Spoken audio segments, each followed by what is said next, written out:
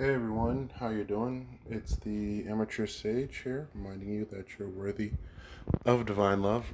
In today's video, I just want to do like a part two to how to make your food more spiritual, right? So here I have spinach, a lot of spinach, right? I have green apples, ginger, sugar cane, I guess sugar from cane sugar, and like I think two somethings of apple cider vinegar, two caps, and then I have like some Himalayan salt. Don't ask about that part. I mean, it just helps with absorption.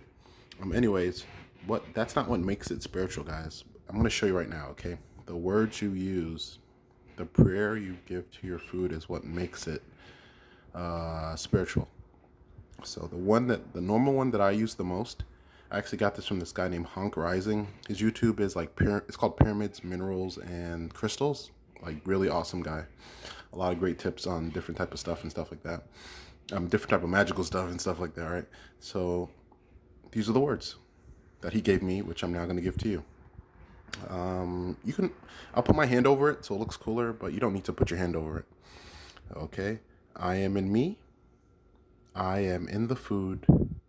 Food connect to me right now. So yeah, something. Oh no, look what's happening.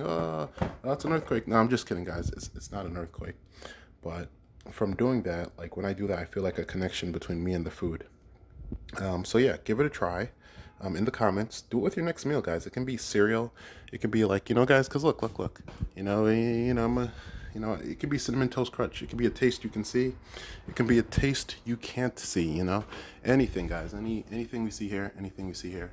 It can be all that stuff. It can be all that stuff. Okay. It can be my hand. I mean, I'm not gonna eat my hand, but the point is, that's the prayer. I'll say it one more time. I am in me. I am in the food. Food connect to me right now. So, with that being said, this has been the Amateur Sage reminding you you're worthy of divine love. And until next time, my brothers and sisters, Harambe.